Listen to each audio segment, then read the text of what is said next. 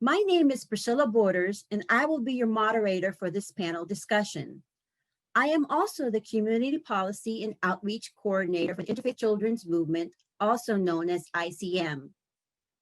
Please know that this panel discussion is pre-recorded, and we kindly ask you to hold all questions for the live Q&A immediately following this discussion. Thank you. Now I would like to give members of the panel the opportunity to briefly introduce themselves. I would like to start with Luther. Thank you. I'm Luther Smith. I'm a retired faculty member from Emory University from the School of Theology, a member of the Christian Methodist Episcopal Church, a minister in the Christian Methodist Episcopal Church, and one of the co-founders of the Interfaith Children's Movement in 2001. Now let's go to Mary Margaret Oliver.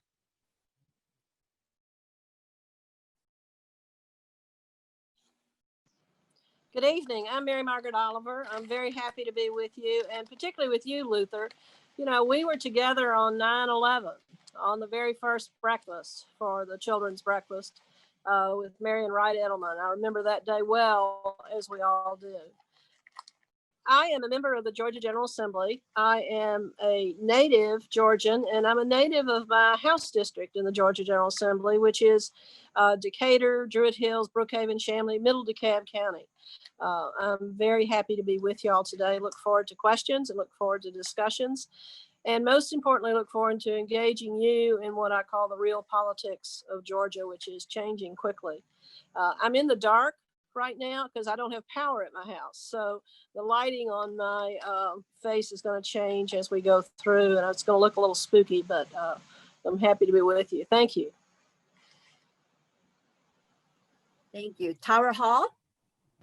Hi, my name is Tara Hall. I'm the Executive Director of the Interfaith Children's Movement, and I am also an ordained minister, and I attend First Congregational Church of Atlanta. So glad to have everyone here on this call today. Thank you. Danielle Stewart. Hi, everyone. Thank you for having me. I am Danielle Stewart, and I am an advocate for education and for community engagement. I have turned my passion for advocacy into my full-time job.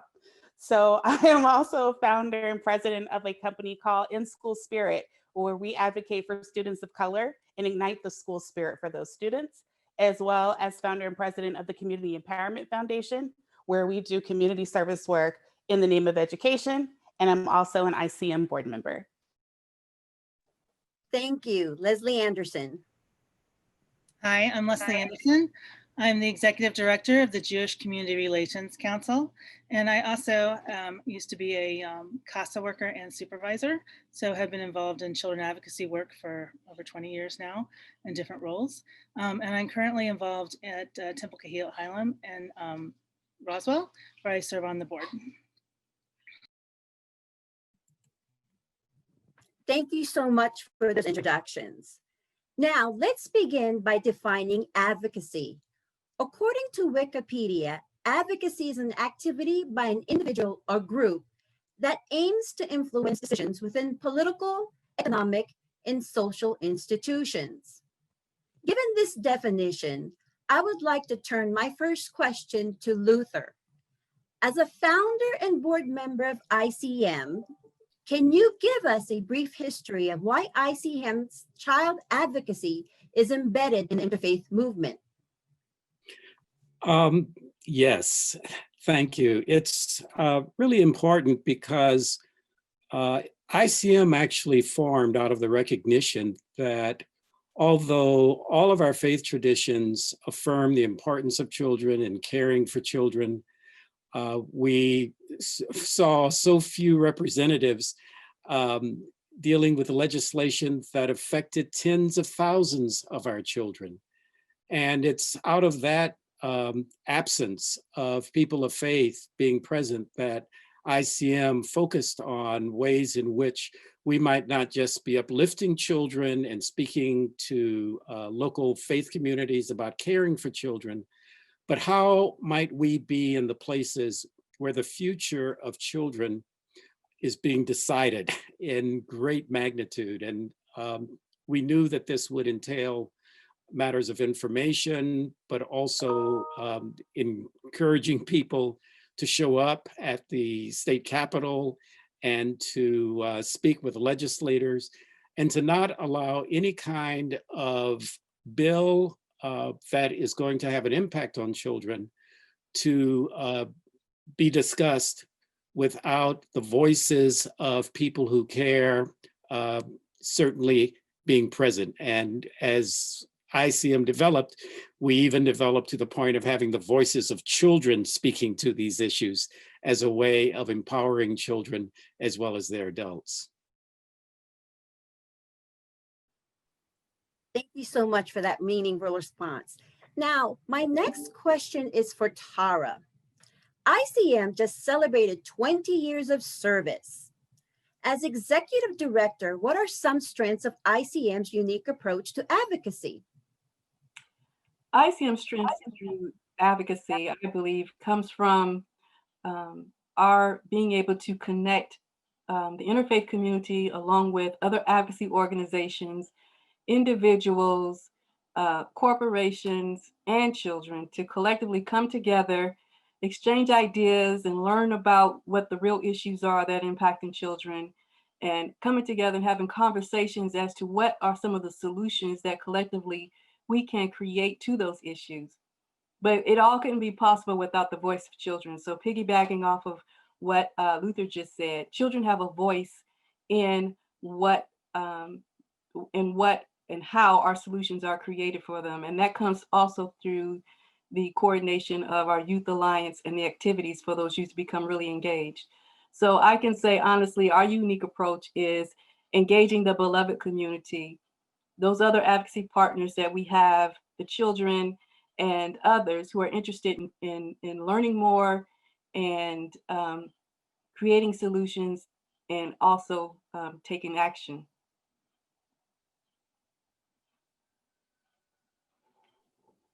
Thank you so much for that response, Tara.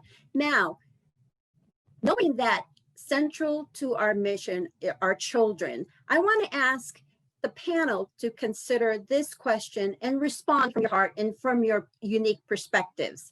This question basically asks, why does child advocacy continue to be a necessary mission?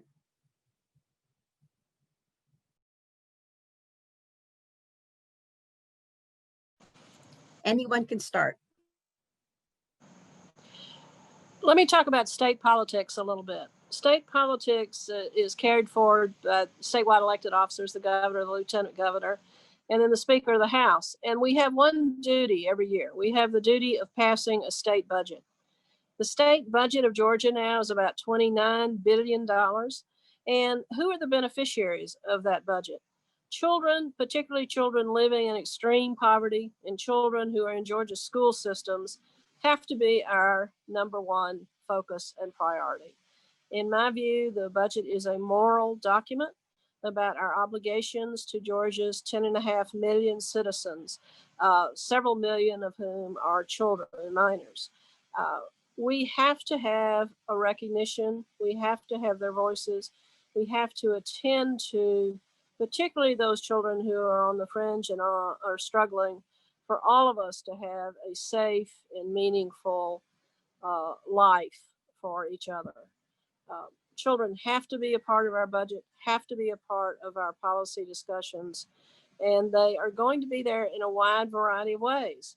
If you represent Georgia Power or major industries like trucking that relating to the Georgia Port Authority, then you have very, very high level millions of dollars of lobbying talent at your disposal. Children don't have lobbying money at their disposal.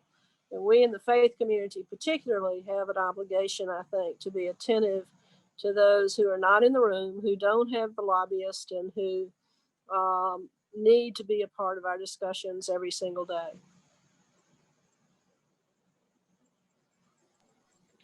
To just build on what Mary Margaret said for a moment,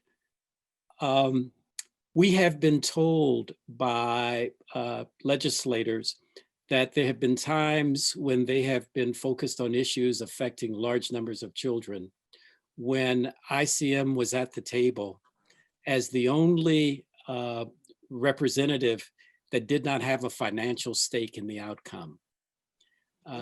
As Mary Margaret was talking about the lobbyists that will show up in terms of their particular interest, and recognizing how often children do not have someone who or some organization speaking on their behalf, it all the more, I think, makes it important for us to get as many voices as possible involved in this process that really relates to our children, because we're not just talking about children as our future, which they are, but children are very much a part of our present.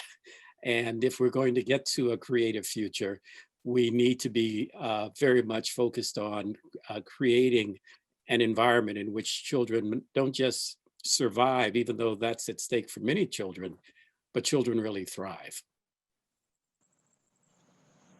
Agreed. And I'd say from our perspective in the Jewish community, we have tradition that, in the Torah, it speaks very clearly about protecting the poor, the vulnerable, the orphan, and the children. And children in our society are vulnerable. They don't have a vote. They don't have money. They don't have access to the sources of power in our capitalistic society in which we sit, or even in our democratic society.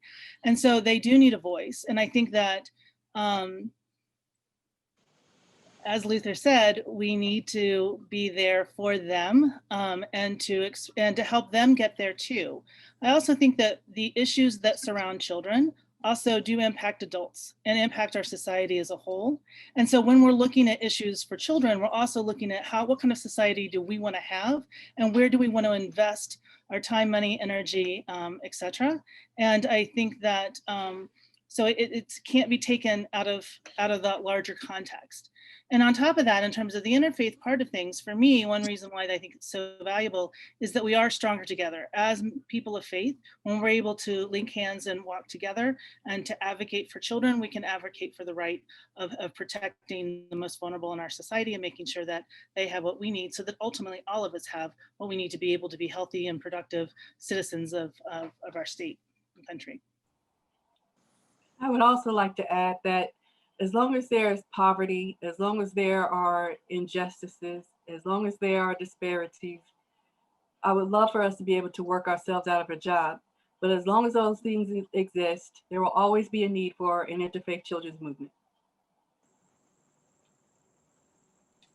And I'll also add to that, which is, I think oftentimes we treat children like they're going to be children forever. And of course, in the fairy tale, we wish they could be the innocence that they could keep forever.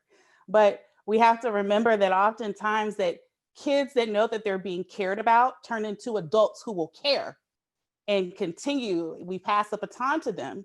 So we show them that caring. We can tell them we care, but showing that we care is a different story. And so ensuring that they are able to be a part of the process, witness the people who are advocating for them, feeling that, and that they don't have to be alone. That no matter how we advocate for and with them, that by the time that we've left this earth, there's the new generation. We don't have to scramble to train. They will have already been trained, and our job is done. I would just thank you so much, everyone, for that group response.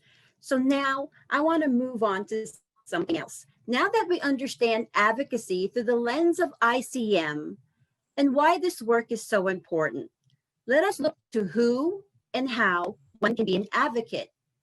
It is important to know that advocacy is easy. Everyone can play a part in making change, and collective voices of advocates is powerful. So Danielle, as an ICM board member, what advice would you give to someone who is new to advocacy and wants to become involved with ICM? I love this question. So no one is born as an advocate. Let's start there. Just like as a leader, you have the desire, but you learn as you grow. And oftentimes people want to wake up and change the world, which is great, but they oftentimes don't think about their own communities. So advice I give to kids and parents often is think about where you spend a lot of your time, your neighborhoods, your schools, your churches, your jobs, and think about those things that you complain about. And from there, start with those issues and use your voice to make change. I teach my kids often, which is if you're going to complain about it, then start thinking of a solution. And it could be anything as simple as we don't have enough toilet paper in this school. It could be we don't have the right books in this school. So then they learn how to use their voice and understanding that what they advocate for, that, you know, there is power in using their voice and teaching them the power, but also knowing how to use their voice and letting them know, because a lot of times when people first start in advocacy work, they get very intimidated. They feel like they've got to be out there with a sign and yelling with a bullhorn. And that's not the only thing for advocacy. That's not the only way we advocate. It's, you know, writing the letters is oftentimes knowing how and when to use your voice and where to use it and who to speak to and where to go to. So anyway, with that being said, ICM is a great place and a great space where we have those resources because all of us are advocates in our own way. And because we are so well ingrained in the community, it's not hard to see us. And we're always present. There are always events going on. And, you know, oftentimes, if you don't reach out to us, we're reaching out to the community. You know, recently we had the prayer event, which was awesome. And instantly, I think all of us reached out to our own networks and said, we've got this a great event going on. Let's pull people who ordinarily wouldn't know about us and show them what advocacy is really about and the people who embrace and support them. That would be my answer in getting started. If I may, I want to move to something more concrete, a discussion that's a little bit more concrete, if I may, at this time about advocacy. We've talked in generalities about the need and about the purpose and about the opportunities, but I think it's important to give people very specific kinds of tasks. And I'm going to use the Georgia General Assembly as an example. In my long political career, constituent engagement has changed based on something called the internet. And right now, I have my engagement with constituents is social media and email significantly. But still, in general, the communication that comes to me from real live constituents who actually vote for me is a small minority of the communication that comes to me. Let me repeat that. The percentage of constituents that reach me is very small compared to the lobbyists, the organizations, the interest groups that are in the Capitol. And that gives people a very good opportunity to specifically know who you vote for in the House and the Senate of the Georgia General Assembly. Who do you vote for? Because if you call, email, text, however you reach that person, perhaps through his or her newsletter, which I have, perhaps through social media, perhaps through my law office where I spend most of my time, and you tell me, and this has to be true because a lot of times it's not true, but when somebody says to me, I live in your district, I vote at the Druid Hills High School precinct, and I'd like to talk to you about X. You have my attention. And if you come to me, which people do all the time in the Capitol, and say, I want to talk to you about X, I have to ask you, where do you live? Because I want to know, who do you vote for? And when you tell me that you don't know who you vote for, that's really dispiriting to me. It really tells me that, whoops, this is a person who really needs to find the right person, because I'm going to help you because I may be on a committee that helps you.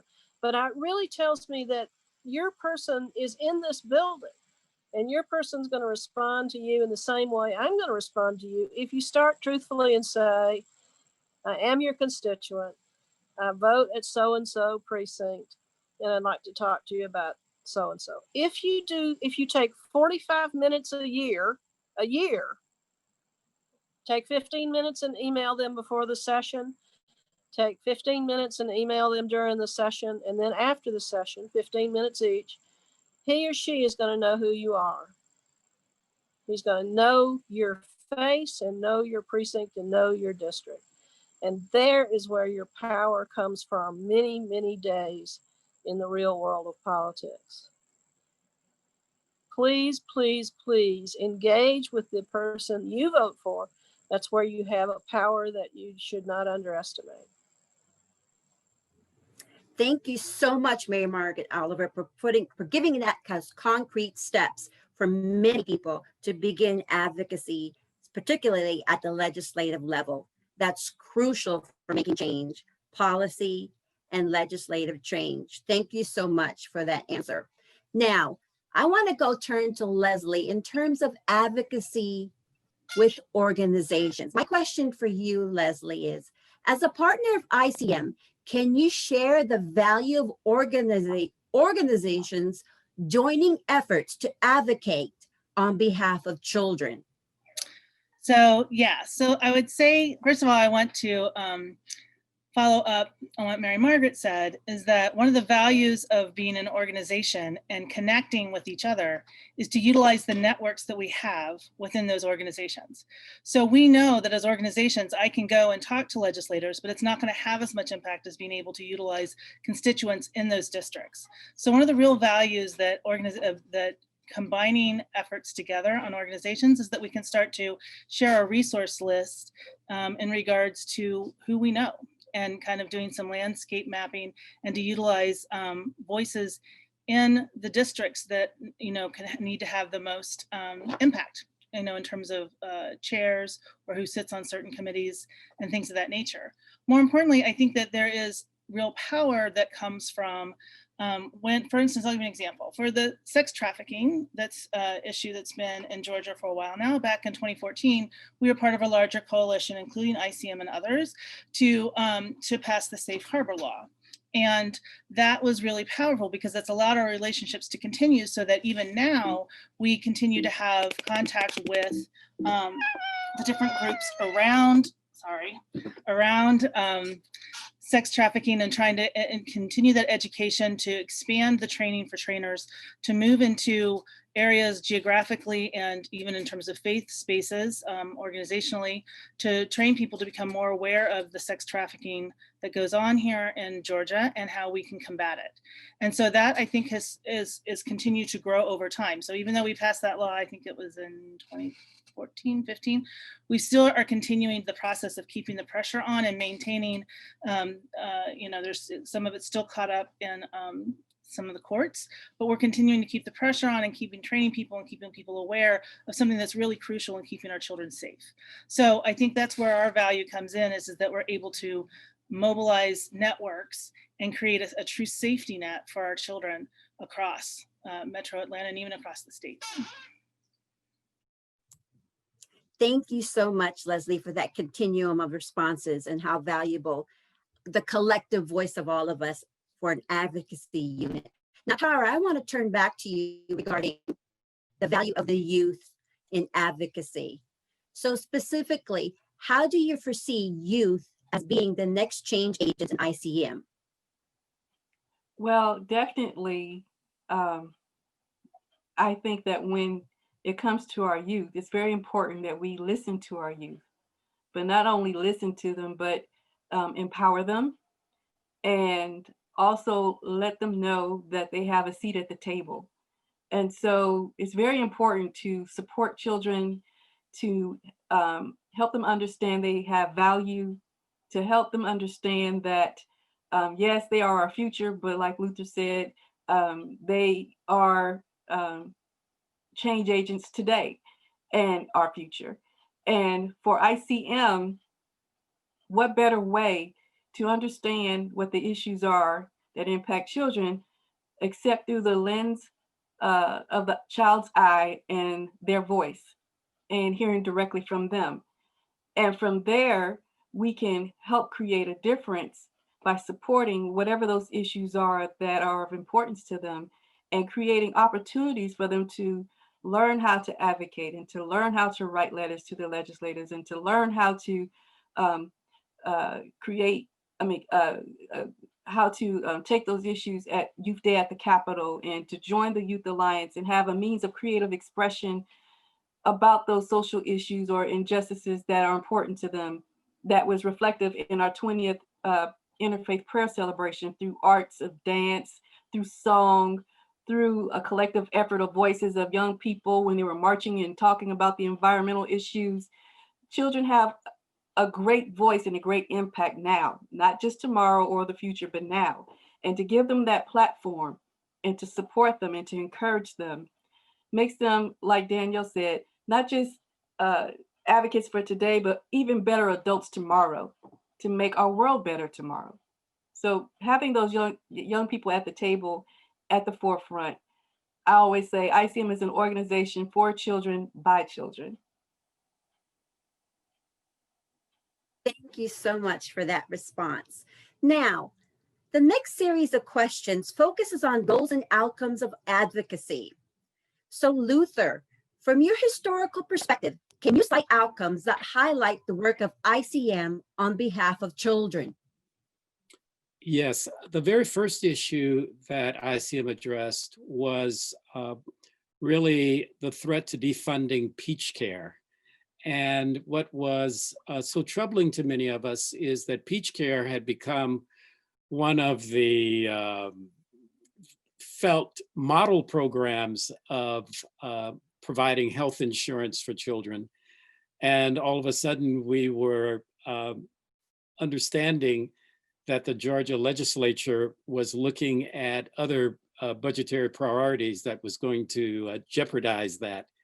And for the first really interfaith communication, it was a letter placed into the Atlanta Journal-Constitution from religious leaders from about 6 or 7 different various religious traditions, speaking to this healthcare issue, made a real impact. We heard on many legislators. And then of course there was showing up and being present and giving one's voice to it.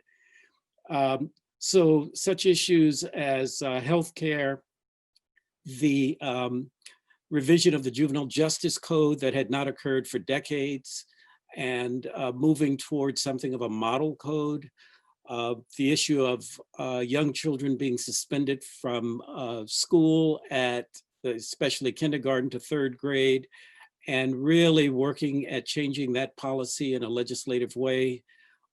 The issues, even beyond legislation, of helping every faith community to take seriously to what extent do you have the best practices for children to be safe in your own faith community, in your own house of worship.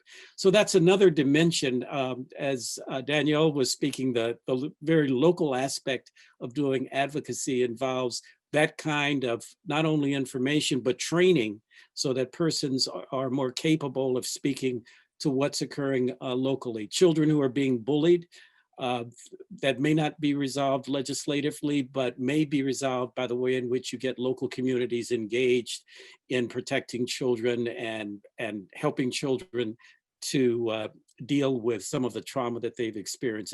It's this kind of broad way in which we do it. And the last thing I would say that I think truly resonates with what Danielle was saying is that we all have the experience of advocacy already. None of us would be here, no person would be listening to us if someone else had not advocated for you in some way. And hopefully we all have experiences of advocating for someone. If we understand that, then I think this whole matter of advocacy would not seem so alien or so daunting, but as a part of what has formed us and that into which we're called. Thank you, Luther.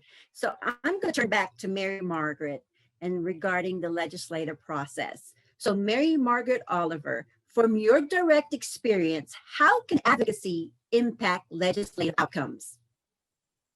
It impacts legislative outcomes by being present and exercising your right to vote and directly advocating with the people you vote for. Let me give you an example. This is an interesting issue that I've been working on for a time that I invite all of you to think about. There are only 3 states left in the United States that prosecute 17-year-olds as adults for all criminal offenses. There are about 6,500, roughly, 17-year-olds that are arrested every year in Georgia, and they are sent to county jails and processed as adults. 2/3 of those 17-year-olds are misdemeanors, and only a handful of the 6,500, really fewer than 50, are in the state correction system. So what you're doing is that you're arresting, giving a mugshot and a permanent arrest record to a 17-year-old, which is devastating, as we know, and Georgia is an outlier. I think that we got pretty far this year in terms of, out of the Juvenile Justice Committee, to take Georgia out of this bad category of only 3 states left. The entities that are most active in that issue are the sheriffs and the juvenile court judges. And every single one of your members of your interfaith movement has a juvenile court judge and a sheriff, and they need to hear from, they need to hear from constituents on that issue. I'm trying to make the dog hush, excuse me. They can participate locally with the local people you elected, and trying to get some of the people down in the Capitol who tend to be not for that issue, hearing from real live constituents. It is there's a great opportunity to participate in politics because, as I said before, not that many real live people do without being brought down there by a lobbyist of some kind. Thank you for that response and highlighting a very important issue that is worthy of all our efforts. Now, I want to go to Leslie. Leslie, how important is it to know the outcome of advocacy effort and where to go from there? So I think there's 2 responses to that. One is that it's important, measurement is important, data is important, knowing what impact you have is important, so that it can inform you as to the messaging and how you engage with not only your elected officials, but also your community and moving forward. However, I also think that it's really important to recognize how important relationships are that may not always have an immediate outcome and may not always have measurable indicators. So for instance, when Mary Margaret was talking about contacting your legislator 3 times during the session, right? That relationship that you build with that person becomes important over time, because even though we may not, for instance, in the case of the 17-year-old, the juvenile justice bill that she was talking about, there's been a lot of advocacy on that in this past year, but it didn't get where we needed it to go. But that doesn't mean that we can't come back to it again and utilize the relationships that we've had to continue moving that forward as we go. So having data and measurement is important, knowing that you're making some improvement is important, but also there's a real benefit to understanding the relationships that get built and continue to grow those relationships so that, you know, when push comes to shove, you can get across that line. An example of that would be with the hate crimes bill this past year. It's been something that's been in the legislature, was in the legislature off and on for 20 years, and it kept going round and round and round, and finally we were able to kind of move it through. But it was because of a lot of organizations being engaged together, because of relationships built up over time, because of people coming out and saying this is important and we need this, because of constituents calling and contacting their state legislators directly and saying, as a constituent and voter, we need this and it's time. Thank you so much. Now, Danielle, knowing that outcomes are not often immediate, what sustains you in doing this work? Okay, a couple of things. A brief story, and I will say brief, is when I first started doing advocacy work, I had a concept in mind of how I wanted to help my direct community. And at the same time, I decided to do this and put on this event and call to action. My family's home had been vandalized twice in that same week. And so I asked myself the question, the whys, the 5 whys. Why is this person breaking into my house? Why is this person a kid that should be in school breaking into my house? And then I continued to ask more questions about the why. And then I realized, well, if I keep asking these questions, I have to understand that the issues that we're advocating for generally didn't get here overnight. And so I also have to remind myself constantly that that means the change may not happen overnight. And I am one person and one voice, and there's hundreds and thousands of other people that must join in to help push for advocacy in these areas. So I say all that to say this. What encourages me is knowing that continuing to push forward and knowing that if I ever saw a kid that I could have helped in the streets and I gave up, and realizing that he either ended up killed or in jail because I failed to follow through, I could never sleep at night. And I like to sleep. I like to know that every night I did what I could, and knowing that that's all I can do until we can all come together to make full, complete change. Thank you so much, Danielle. Now, this is the last question. This last question is for Tara. In terms of advocacy and the organizational mission, Tara, what are your short-term and long-term goals for ICM? I think my short and long-term goals are combined, and that is growing the movement, because it's very, very important that the more people we can engage collectively, the louder the voice and the more change and impact we can create. And so I'm on a mission along with all of our members and board members and volunteers and everyone who's connected with ICM, is to really work on expanding our reach and getting more and more people engaged in this effort. And so growing the movement is part of that. And that is recruiting people to attend the orientations and learn more. When you know better, you do better. And the greater the impact. And growing the movement also means having to grow the Youth Alliance and our Faith Alliances to take the state of Georgia by storm. We're doing a great job, but we can even do a greater job collectively. And so it is my hope that we can create these youth and faith alliances by regions in the state of Georgia and be able to have a larger voice for children in the state. That also means that advocacy can be done in several ways.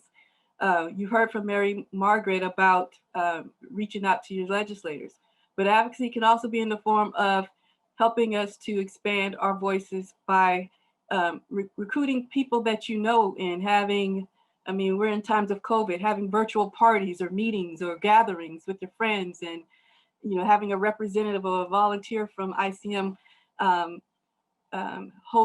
help you host an orientation or get to know ICM or a Q&A or whatever we can do collectively, or even having a dinner party, and we can discuss the issues. We can be very creative together about growing the movement and getting people engaged.